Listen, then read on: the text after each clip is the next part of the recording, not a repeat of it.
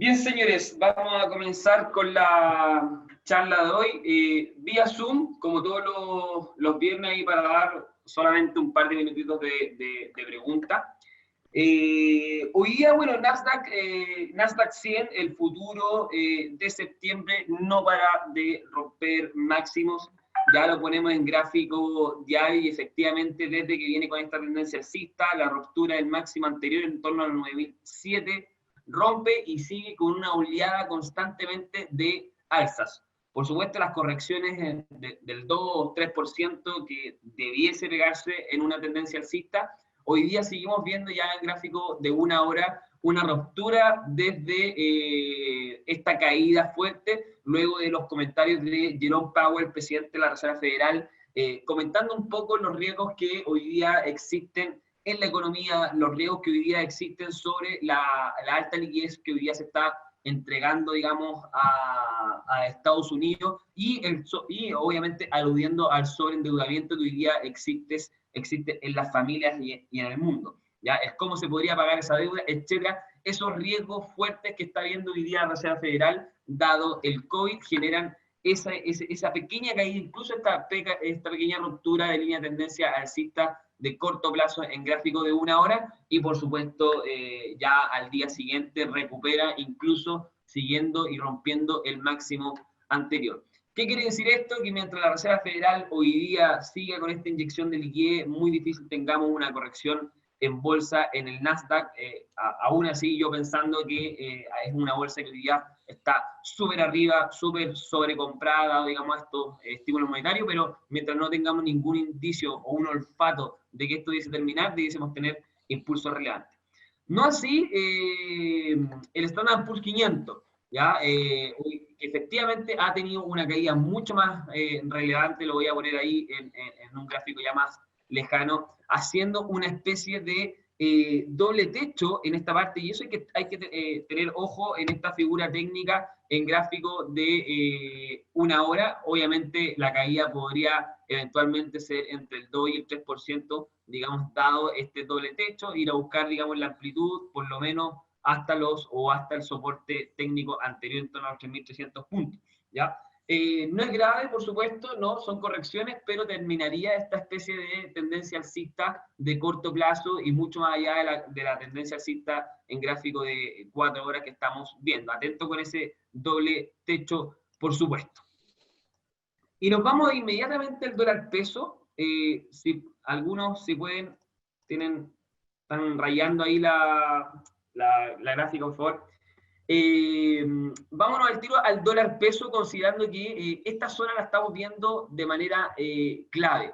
Ya los 87.90 es una zona de congestión fuerte en el dólar peso y se termina de formar una nueva línea de tendencia alcista de corto plazo en gráfico de una hora en esta parte de acá, luego de que hizo la ruptura de esta alcista y ya tenemos una especie de lateralización, incluso una ruptura de esta franja amarilla apoyándose en esta línea de tendencia alcista en gráfico de una hora de corto plazo. Aquí, por supuesto, va a haber congestión en el dólar peso. Yo estaría totalmente largo sobre los 790, no antes, y con la ruptura, no comprarse cuando llegue a 790. ¿Qué significa la ruptura? Significa eventualmente, por ejemplo, fíjense en esta parte de acá, una vela fuerte alcista rompe los 790 y la segunda vela, que es esta de acá, termina cerrando sobre estos niveles. Uno podría decir, perfecto, pero ¿cómo me voy a comprar sobre 790, pero en 794, 795? Bueno, pues eso puede seguir subiendo. O sea, efectivamente, si te compraste en esta parte de acá, en 794, 95, te agarraste 10 pesos de alza en esta situación, ¿ya? Lo mismo acá, cuando hace una ruptura en la parte baja, tenemos una vela bajista y la segunda vela tiende a bajar, o tiende a cerrar por debajo esta franja amarilla, y eso ya te da una especie de señal de que efectivamente ya podría eventualmente caer o tener indicios más vendedores que compradores. Por supuesto, como nosotros nos vamos con tendencia a tratar de esperar esta ruptura, no anticiparse, esperen su precio, ya varios conocen que hay que esperar el precio de tal manera poder entrar en un buen profit. Así que mientras tanto no lo veamos hoy día en torno solo a los 790, niveles compradores hoy día por ningún motivo, incluso estar atento en caso de esta ruptura que lo podría llevar a los 776, que es el próximo piso en caso de que se genere la ruptura, por supuesto. Vamos al euro dólar, gráfico semanal, por supuesto, tenemos una vela tremendamente, que hay que estar viéndola, preocupante. Gráfico semanal, una vela bajista con una sombra superior importante. En gráfico diario, por supuesto, ya está mostrando esta especie de debilidad, ya lleva de los 3 días, 2 días con caídas fuertes, por supuesto que le queda este piso aún en torno a los 1.17, 700 pips más de caídas, pero aún así estaría en una tendencia alcista, así que mucho ojo, pero obviamente esta figura técnica hay que estar mirándola, podría eventualmente este triple techo, obviamente acá hizo una especie de ruptura falsa, pero podríamos tomarlo todavía como un triple techo, una figura técnica de cambio de tendencia que podría ir a buscar la amplitud de este canal en torno a los 1.15, así que también hay que estar mirando el euro dólar, considerando obviamente de cómo se comporta el dólar a nivel global. Como el dólar a nivel global ha estado subiendo, por supuesto hemos tenido caídas bien fuertes en el oro. Y en el oro también lo quiero ver en gráfico una hora, por supuesto, porque estamos viendo estas pequeñas directrices que se están formando. ¿Ya? Hizo la primera ruptura de la línea de tendencia alcista que en su minuto pudimos ver acá, hizo la ruptura, por supuesto, ya la sacamos para ir monitoreando otra línea de tendencia, y el día de hoy, en la madrugada, hace nuevamente esta ruptura, esta pequeña tendencia también que estaba generando. Por lo tanto, hay que tener mucho ojo con el oro, ha estado con caídas fuertes, sigue cayendo, hoy día, de hecho, incluso en la última hora hemos tenido una subida aproximadamente de 20 dólares en este minuto, dado que el dólar index está cayendo, está súper indexado a dólar index. Yo por el momento el oro no compraría hasta que por lo menos lo tengamos cercano a esta línea de tendencia más de largo plazo. ¿Ya? Gráfico de una hora, pero por supuesto con un data mucho más fuerte y que la ha estado respetando a la perfección. Fíjense estas caídas, por supuesto, de acá. Por lo tanto, cercano a los valores de los 1900, 1915, para mí ya podrían ser quizás valores más acomodativos para empezar con compras, siempre y cuando que ya veamos que el oro termina las caídas. Si vemos por lo menos una estabilización en estos precios, obviamente te da un indicio mucho mejor de ya empezar con posiciones más alcistas que por supuesto bajistas. Y para los que hoy día no le está dando el margen en el oro, el ETF GDX ha funcionado de manera bastante bien. Aún no hace la ruptura de los 40.7 en su minuto cuando la hizo, nuevamente volvió a tocar, digamos, ese profit de los 44 y se está moviendo en esta lateralización entre los 40 y los 44 puntos, ya el ETF. Estamos hablando de un movimiento del 10%, por lo tanto, es un ETF que se está moviendo fuerte, pide poca garantía, poco capital, por lo tanto, hay que estar mirando este ETF que está en relación a las 55 empresas de exportadoras, perdón, de extractoras de oro. Así que, para los que no les dan margen con el oro, este ETF está bastante bueno. Y por último, vámonos con, por supuesto, Tesla, que ha subido de una manera impresionante, no tiene techo, y esto es cuando hablamos de que no hay que ir en contra, efectivamente, de la tendencia, independientemente haya subido una locura o haya subido después de esta corrección de los 1.800 prácticamente a los 1.360 o 1.400, podríamos a redondearlo. Esta subida de $600 en prácticamente un par de días, obviamente genera la euforia y el cómo está subiendo hoy día el Nasdaq rompiendo máximo, cuando el Standard & Poor's 500 hoy día tenemos en un entorno más bajista. Recordarles que el DAX alemán está cayendo un 1.5%, perdón, un 1.02%, el CAC francés está cayendo un 1%, el Eurostock está cayendo cercano al 0.6-0.7%, por lo tanto, hoy día tenemos mercados bajistas en Europa, luego de los resultados de PMI, que de 54 puntos ya lo estamos viendo en torno a los 51, eso obviamente está generando contracción desde ese punto o desde ese mercado, sí que hay que estar viendo que efectivamente le puede pegar a las bolsas norteamericanas y a las bolsas que el día de hoy abren en horario local. Así que hay que estar monitoreando, hay varios activos que están en zonas claves, siempre con tendencia, pero ojo que hay mucha figura técnica de cambio de tendencia, a excepción, por supuesto, de Nasdaq que está rompiendo máximo. Pero en cuanto al oro, en cuanto a Tesla, por supuesto, que ya está sobre esos máximos, el euro dólar que está alguna señal importante, así que hay que tener mucho ojo terminar, esperemos que no cierren, digamos, en niveles donde te permita confirmar esta ruptura o estas posibles figuras técnicas de cambio de tendencia antes de tomar esas decisiones. Señores, dado que es un Zoom, podemos hacer algunas preguntas si quieren ver algún activo en particular. Tenemos 3 minutos.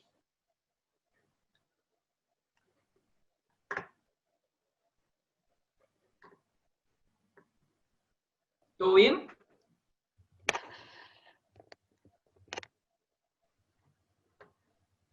Perfecto, señores. A ver, aquí me están escribiendo por el chat. Pueden aprender el micrófono, no hay problema.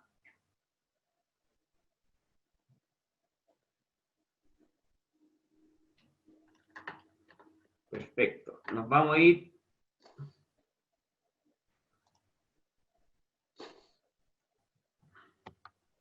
Me comentan por acá que quieren ver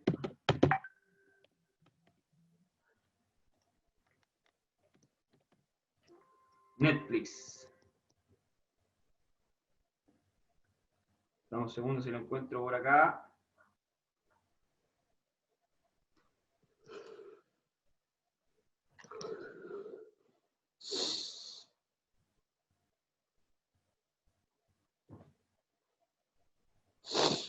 Me perdió Netflix por acá, si alguien lo ve.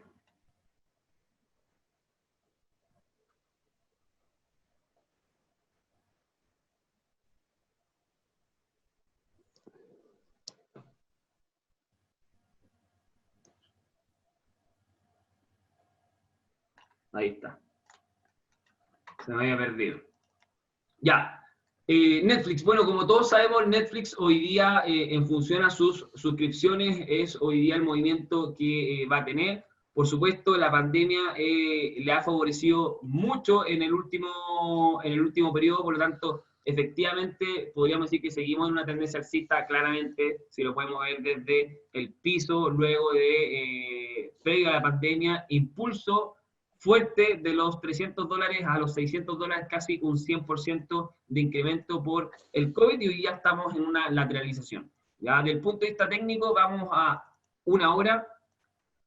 Netflix, a mí personalmente no me gusta mucho. Yo creo que hoy día por COVID efectivamente le podría ir muy bien, pero ojo que Amazon Prime está llevando todas las luces mucho más barato. HBO, Apple TV hoy día también está sacando, digamos, suscripciones mucho más baratas desde el punto de vista de costo. Obviamente la pandemia genera mayores suscripciones incluso de la gente que hoy día no estaba muy relacionada, digamos, con este streaming, así que eventualmente ya la subida que se pegó de un 100% dado a la pandemia, quizás ya podríamos ver esta estabilización.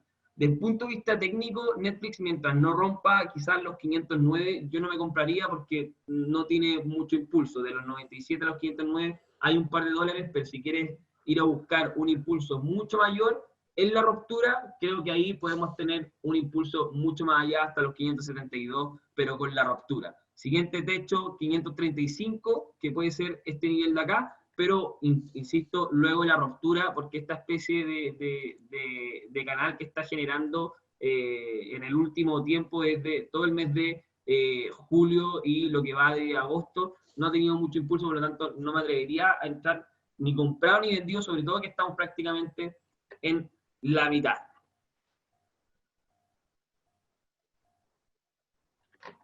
Perfecto, me preguntan si la baja del cobre hoy no debería impulsar al dólar peso. Efectivamente, y es por eso que el cierre de ayer de los 7.85 y ya tenemos un dólar en los 7.88 en la apertura. ¿Ya?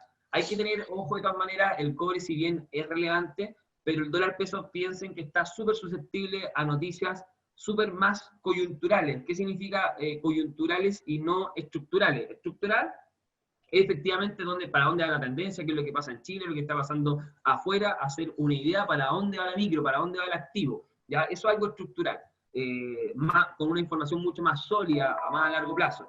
Y coyuntural es lo que está pasando hoy día, como por ejemplo los cambios de fondo, las recomendaciones de cambios de fondo que le pegan bastante fuerte. Por ejemplo, este cierre de 7.94 a una caída hasta los 7.80, o sea, estamos hablando de 14 pesos de caída desde el cierre si no me equivoco, hace 2 o 3 días atrás, tuvimos una caída fuerte, obviamente eso se estabiliza, dura 1 o 2 días, pero esas coyunturas hoy día están pesando mucho más que quizá un movimiento más potente en el cobre. Incluso el dólar peso, lo único que ha hecho en este último tiempo, se ha pegado una subida de 7.50, 806, estamos hablando de casi 60 pesos de upside, considerando que también el cobre paralelamente venía subiendo. Por lo tanto, hoy día, si bien hay que mirar el cobre como uno de los drivers, pero yo le haría caso un poco más a la coyuntura del día a día.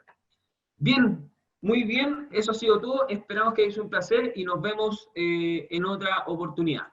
Que les vaya muy bien.